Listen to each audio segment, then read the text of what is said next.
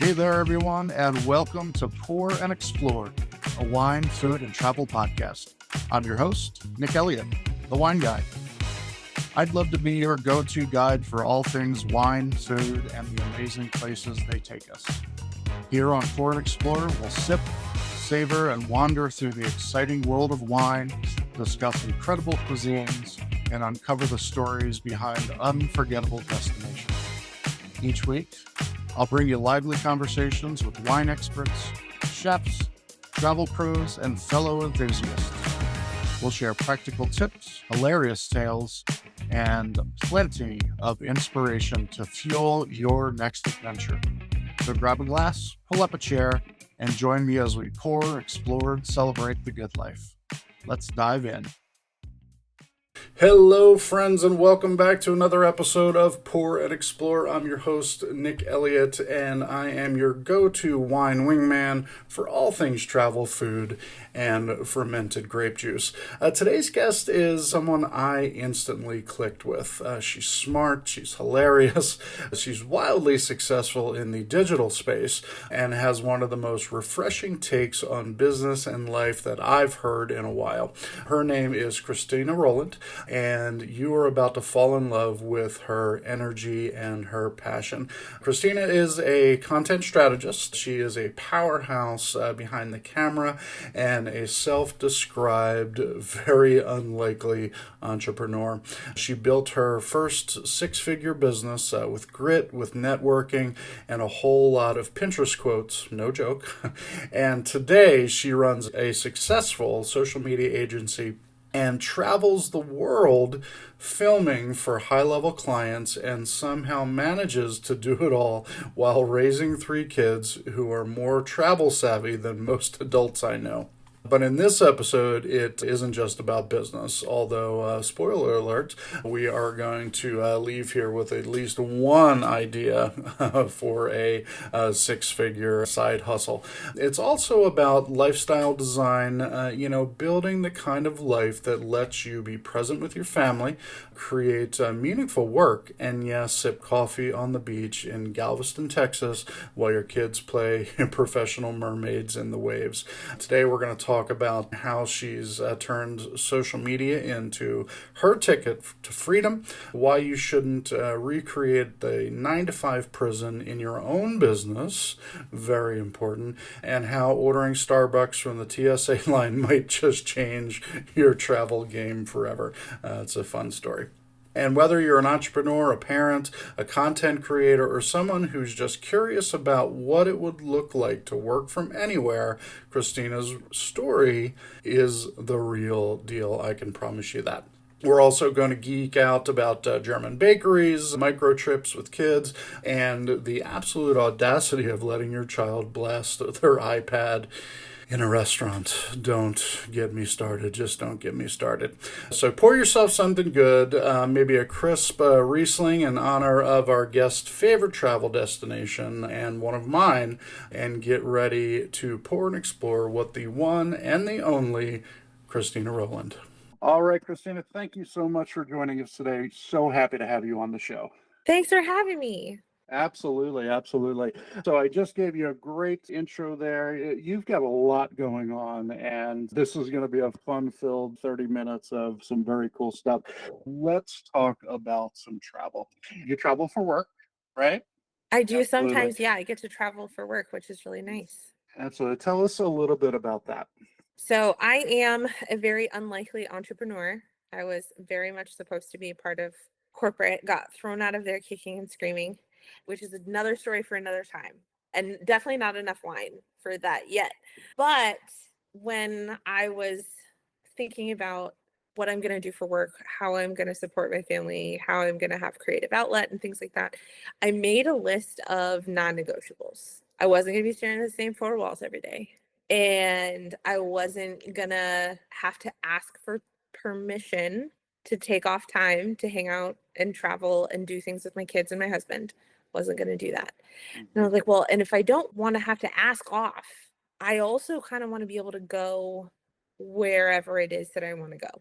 And understanding that there are some opportunities that allow you to travel for work instead of just working to travel. Hmm. Like that sounded really interesting too. And so it was a little bit by design, but it was a lot that I built a reputation for myself, and I started getting clients in other zip codes. I'm from Colorado. So Hmm. that led to some mountain travel. It's like, oh, well, let's do a little mountain getaway to Vail or Aspen or anywhere but Denver.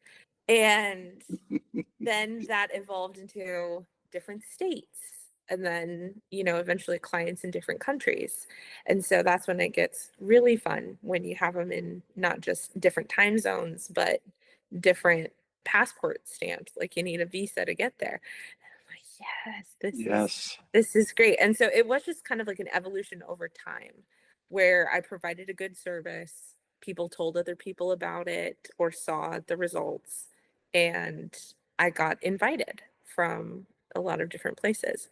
That's amazing. I mean, you started off writing the, entrepreneur's vision board right there. I don't want to be told where to go. I don't want to have to ask permission. These are all things that as entrepreneurs, going into business for ourselves and digital nomad and, all of that stuff, these are things that we live, so I love that you said that. And I know a lot of my listeners, their little spidey sense are going to go off for that. Absolutely. Yeah. I always thought it was really unfortunate. I saw a lot of entrepreneurs who, because of habit or comfort or familiarity, they built 9 to 5s Yeah. as their entrepreneurial business. It looked almost exactly the same. And Yeah. that's a very interesting dichotomy when you are both the jailer and the prisoner at the same time, right? At least in your 9 to 5, you get to blame the boss and they get to be the bad guy in the situation. But when you recreate your 9 to 5 as an entrepreneur, you're both like, I have full creative control here. Why am I not creating something that I like better? Absolutely. And that Absolutely. mindset has really, really helped me a lot along the journey, I think. Most definitely. I talk a lot about comfort zones on this show, and that is another facet of comfort zone that people need to realize. Going into entrepreneurship, opening your own business, it's all about being able to create it the way that you want to create it. And I know exactly what you're talking about. So many of us fall back into that lifestyle. I have to do it this way. My customers are only going to be available between 9 and 5, and that kind of thing, which absolutely isn't true. It's definitely not true. You talked a little bit about how you're doing it. Your job is content creation. You're out Yeah. there helping folks, be stars on the internet through photography, videography. Tell us a little bit about that. Yeah, so I had a regular brick and mortar business. That was my first go into entrepreneurship. And I spent so much money on the brick and mortar that I had Hmm. nothing left over for advertising or marketing or Yep. any of this kind of stuff. And so I did two things. I was at every single networking event Yes. within a 50-mile radius of my house, the ones at 7 o'clock in the morning Hmm. and the mixers at 7 o'clock at night. So I did that, and I would talk about my business on social media. Now, this was back when you could get an inspiring image, like an inspirational quote off of Pinterest, and post that on your Facebook page, and 17 appointments showed up. Like, Yep. this was the absolute gold rush of social media, but that changed over time. It evolved. You had to get, it's Hmm. gotten more sophisticated since then. And I built a multi six-figure business that was only off of the networking and social media. And eventually, after COVID, it was just social media because the networking went away. That is how I learned how to do that process. And because I was doing so much networking, and at the time it was a finance company, so it was like life Hmm. insurance and investments, and nobody wants to talk about that. It is like literally the most boring thing in the world to talk about. Everybody should have it, please, like asterisks, but Yes. boring is all get out. Like even I don't want to talk about that. And so when it came time to talk about business and things like that, everybody gets a 5-minute presentation every 45 weeks. You know how it is at the networking things. I would Yep. always talk about social media. I would always talk about the things that I was doing on social media. And that was just way more well received, which led to people asking, like, how do you do that?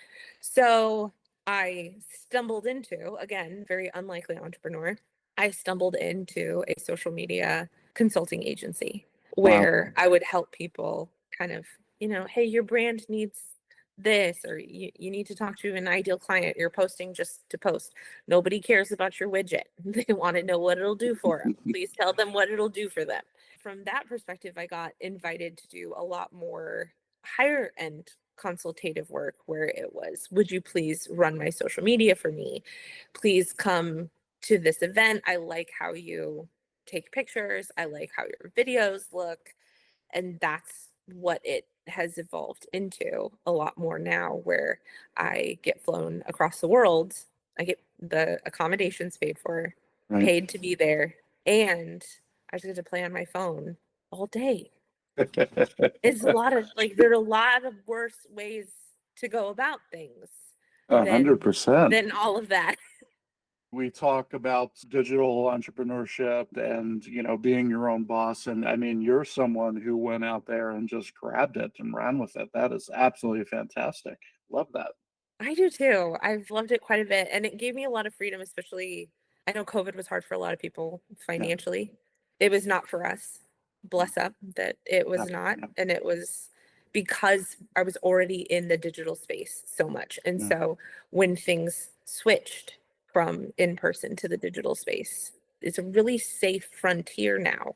I didn't know it at the time back in, 2016, 2017, 2018, but it is some of the most stable ground that there is out there as an entrepreneur is the digital space. Yes, I couldn't agree more.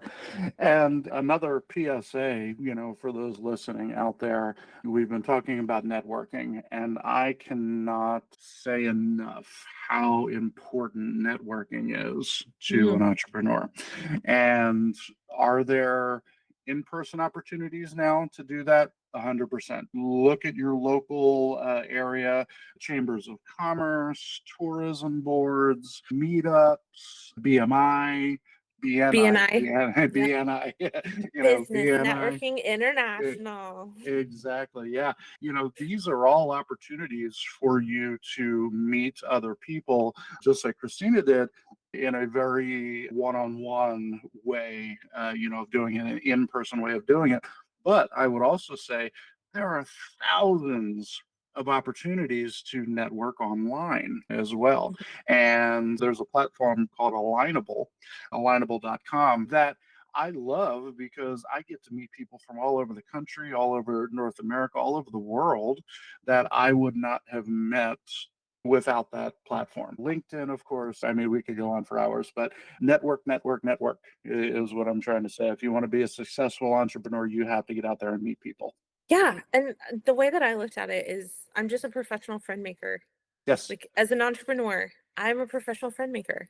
That is my day job. And explaining that to people, and I have to do a lot less explaining than I used to with my clients. They get it, they understand. Right, right.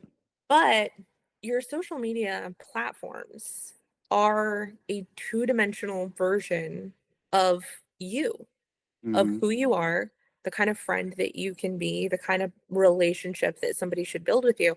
And so when people are constantly posting about their business, like buy my widget, buy my this, buy my that, like you're coming off as an ad.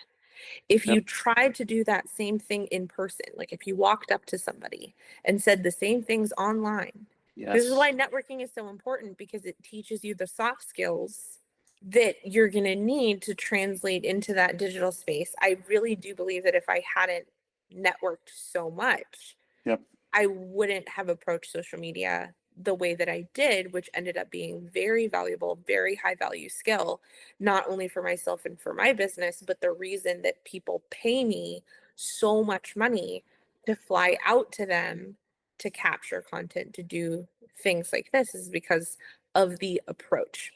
Practice in person, and then remember, when you're online, behave like you would in person. And if Yep. you keep those two standards, it takes a lot of the friction of business away.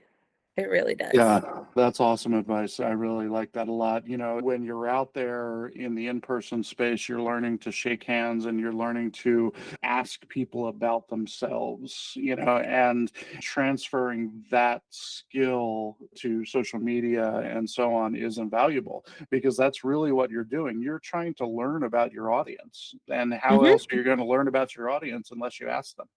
Right. The minute that you decide that your social platforms are going to be used as a business tool, they're no longer in service just to you. Whereas if you're the kind of entrepreneur who decides, you know what, I'm not going to take advantage of this thing that is social media, fine, no worries. And for that person, they have the complete freedom to make their social media whatever they want to make it Right. and have it be completely one sided. But if you are planning to use it as a business tool and you are expecting some sort of business reciprocity to happen, you have to give first in order Yes. to receive second, kind of thing. Yeah. And it's that your social media doesn't really belong in service only to you anymore because you have this expectation that it's going to be some sort of exchange. It's not fair to expect that it's going to be some sort of exchange when you don't offer anything of value. And just so you know, this is like total PSA, way off of travel, but we're here, so we might as well. Might as well. Lecturing people is not value. They don't need your 17 tips on how to do XYZ. That is not inherently valuable. All right. That's good advice. I like that. You mentioned something a second ago, as we were still talking about networking, about giving to your audience, giving to the people that you're networking with, just giving in general, and we talked about BNI a few minutes ago. I Yep. think that's their like number one canon to give. I forget what the phrase is, but it's, give before you receive, kind Yep. of thing, and that's what it's all about. And I would say that this goes over to marketing in general, but especially social media marketing. All right, let's talk a little bit more about travel because you're out there on the road a lot. You're doing work travel, you're traveling with your family, you're traveling with your three little ones. Yeah. Well, yes, I've been traveling with them for a long time. They're not so little anymore. My oldest he's 17. Oh, wow. And my Okay. youngest is 11. We In my have been, brain, you had three small kids. yeah, no, they're not small kids. I mean, they were, and I would prefer if they still were, but they're not anymore. But we've been traveling with them their Yeah. whole lives. Yeah, my daughter, her first passport she got when she was 1. And I guess the boys would have been like 5 and 6 Okay. when they got passports. And so they've got more stamps in their passports than I think a lot of adults That do. most Americans do. Yeah. Yeah, and it was hard, but it's kind of like anything. So my husband, his family, they're restaurateurs. They do the restaurant thing. Like if we wanted to see my husband, because he was a restaurant manager and he was the fix-it guy. So Yep. anytime one of the stores was doing poorly, that's where they sent him. And there were 9 across the front range. So it's like if we wanted to see dad, we had to go to dad. Got So it. my kids were in restaurants their whole lives. And so people would marvel about how well behaved they were in the restaurants. Yes. They're just in restaurants a lot. Like they have a lot of practice doing this kind of thing. And Yes. so they know how to behave doing these kind of thing. And I mean like behave relatively. It's like behave as much as a kid can. It's that they know the procedures. They know what's happening next. It's not chaotic because it's familiar to them. The same thing goes with travel.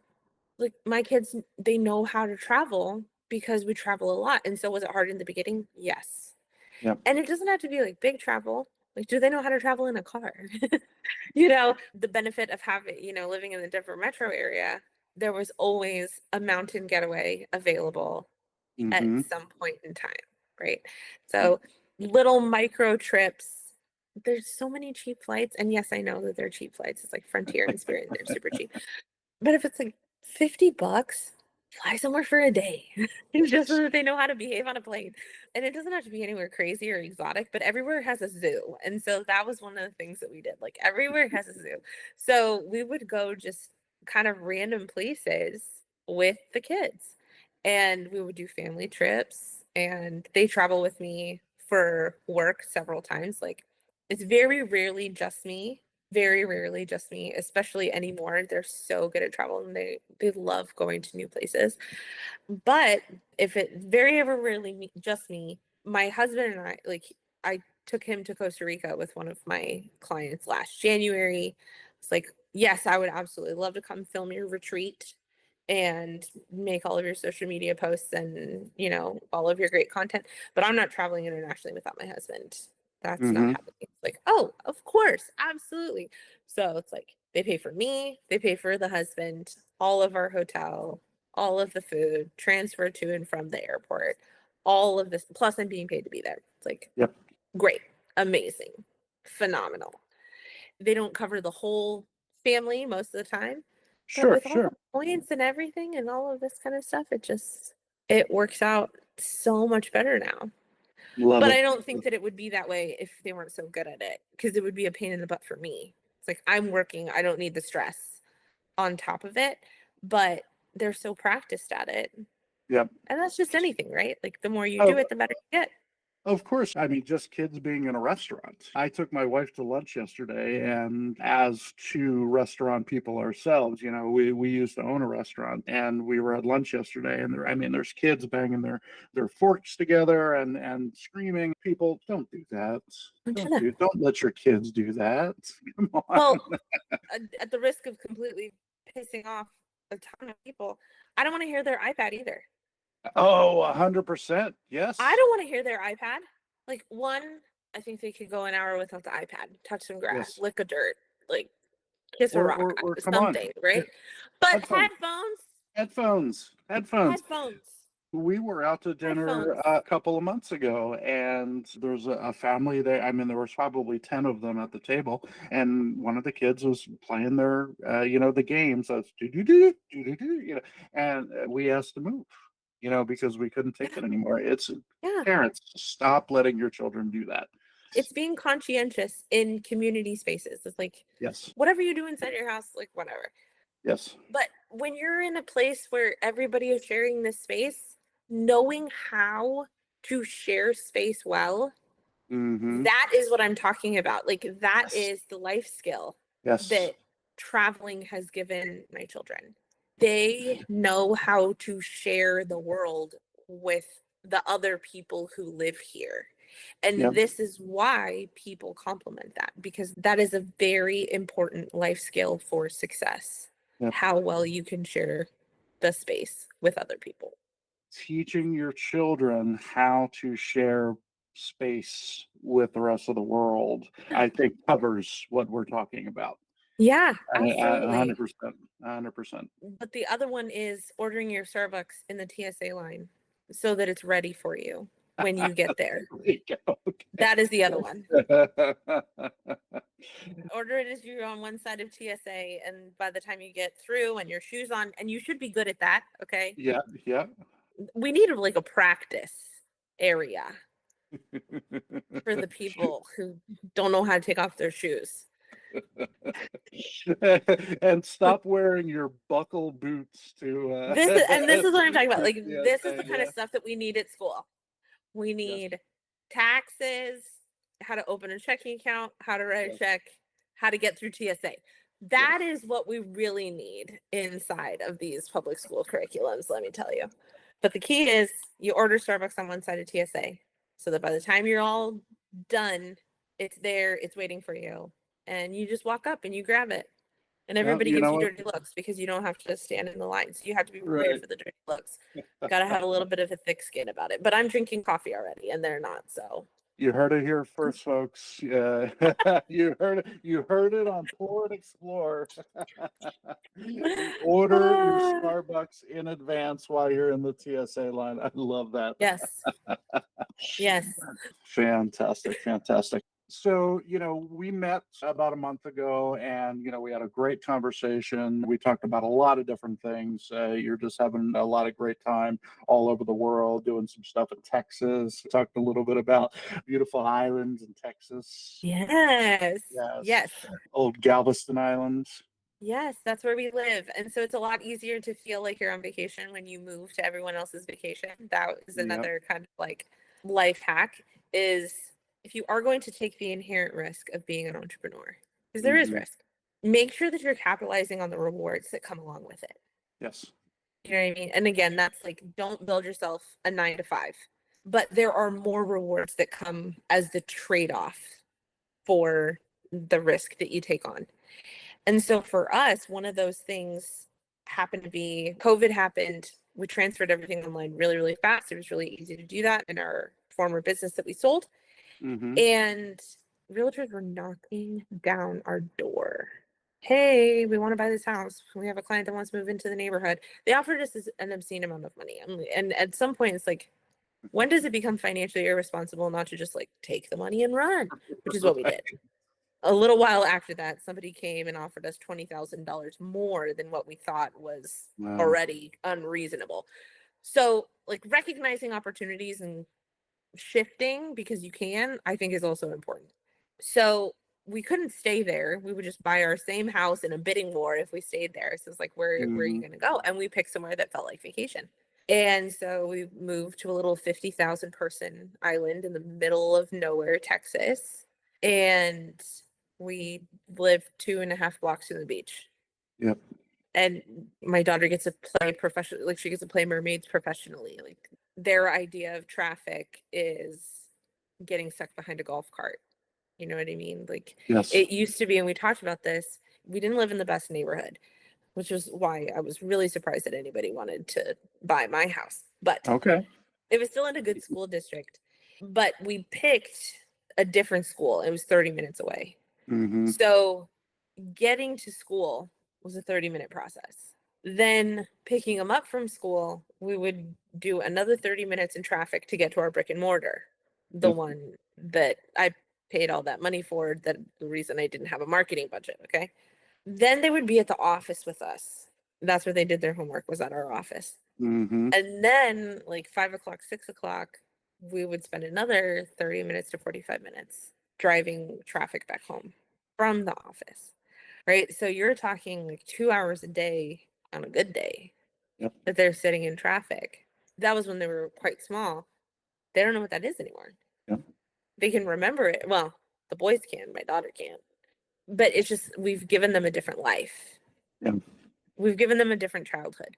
And I'm quite happy with the childhood that we've been able to give them because of the choices that we made when they weren't convenient and they were very scary. Yes. But they were important. I think that's the thing, is like both my husband and I, we understood what was important and what wasn't. Absolutely. And there are so many people out there, who are afraid to go into entrepreneurship for, whether it be financial reasons or, where they live, what family they're in, this, that, and the other. And there are a lot of reasons not to be an entrepreneur. But I would say, and I think you're supportive in this, is that there are a lot more reasons to go into entrepreneurship than the reasons not to. Yeah, especially with the resources that we have available right now. Digital is the modern day gold rush. Yep. And I have a particular belief that everybody over the age of 30 has a 6-figure business that lives inside of their lived experience. And the reason that I believe this is because at some point in my 20s, I was standing at several different crossroads, but I was standing at least one crossroad in my 20s. Didn't know what direction to go. And I would have paid somebody almost anything to tell me what they wish they had known then, right? Like everybody has that. Everybody has if I knew then what I know now kind of experience. And with everything that we have available to us, you can take that experience, record it, put it into a course or an ebook or a webinar or something. And you can share with people what you know now. Like you can't go back and help yourself, but you can help the people who are standing at that same exact crossroad today that you were standing at 10 years ago. And having social media as a distribution, distribution connection platforms, there's never been this availability to do what people are doing now. For most people, you don't need to learn a new skill. You just have to document how you fixed a problem that you were facing. And the bigger the problem is, the more you can charge for it. Yep. Like, that's it. The bigger the problem, the more you can charge for it. But everybody has a six-figure business, or at least a $30,000 a year business, which is like, there's all your travel right there. To the audience, the things that we're talking about here today, we're not talking about quitting your job and becoming an entrepreneur tomorrow. By no means is that what we're saying. Start a couple hours a week. If you can do 5 hours a week and then 10 hours a week, and then move it up. There are opportunities out there. I'm pushing 50 at this point, and I've been in the hospitality industry for so long that I can't even remember what life was like before being in hospitality. What I had to do to be where I am today, the host of a podcast and, doing online content, although it's not great, but I'm doing it, Good job. I thank you. I had to switch my thinking. I remember sitting down with my wife and saying, honey, I don't know how I'm going to do this. My job has always been sitting here, not across a screen, but across a counter, across a table, across a desk, and doing business like that. I had to flip a switch in my brain, to be able to do that. All of the 20-year-olds and 30-year-olds and even the 40-year-olds, to some degree, you've grown up with those digital platforms behind you. Yeah. So grab a hold of them and go make six figures telling your Yeah. story. On the low end. I can't tell you how many six-figure businesses I've built because I just picked up a new skill. Yeah. I've been teaching myself AI for the last 18 months, and that's another Yes. six-figure business where, Yeah. oh, you don't know how to use AI? That's okay. I can teach you. I will teach And you I how to am. do that. It's totally worth it because it's just one other thing that I'm good at. That's like I've carved out this little pathway for money to reach my bank account. Yes. And the more of those you have, now don't try and carve them out all at once. That's a fallacy. That That's idea very that good the advice. average millionaire has 7 streams of income. Yes, but they started with one. Okay. Yes. They started with one, and then they built 2, and then they built 3, and then by the later you can have all 7. They didn't try and start all 7 at the same time. This is not, don't do that. But if you have a stable job, learn something else, start building a business there, and then maybe someday your business will pay you more than your job does. Yeah. And then maybe it'll pay you more than your job plus the 20% extra that you need for your own benefits. And then ditch the job and learn something else and build another one. Learn something new. Absolutely. Learn something new. Continuing education. I did an interview on a podcast earlier today. It was a hospitality podcast, and we talked a lot about continuing education and, learn something. I mean, things are changing so quickly. The AI that we know today is not the AI that's going to be around in 6 months or a year or 5 years, so you have to keep up with all of that. And, that's putting your nose with the grindstone and learning it and keeping up to it. The wine business is ever changing, and I'm learning something new every day. I have to learn something new every day in order to stay up with it. So I love this advice. Well, good. All right, let's end on a more casual note. Now that we've dropped all of these business bombs on people, I want to finish with travel, but I want to hear what your favorite travel destination has been in your experience. Oh my gosh. Okay. Munich, Germany. Munich. All right. I didn't Okay. expect Munich. Tell me why. Okay. So I had to go through the list. On the list was San Francisco 15 years ago. Love that place. I haven't been in a while. I heard it's got a little rough. So I was just there a few 15 months years ago, it ago. was great. Yeah. Boston, number 2. Okay, Yep. because I will pick destinations based on food. Sure. 100% of the time. 100% of the time, I'm gonna pick destinations based on My food. kind of Okay. gal, absolutely. Yep. And we talked about this earlier. Like, I will pick a layover based on the kind of food that I'm gonna get. If I have to have a layover, I'm gonna pick based on the kind of food that I know I can get in that airport, which is why I'll never go to Charlotte. But Munich was the best travel experience that I've ever had. We spent 2 weeks in Munich, and it was just like outside of Munich. But where it is in southern Germany, in Bavaria, the food is amazing. Okay. Yes. Every day you're going down to the bakery to get your bread. The steak that you're eating that night comes from a ranch less than a mile and a half up the street.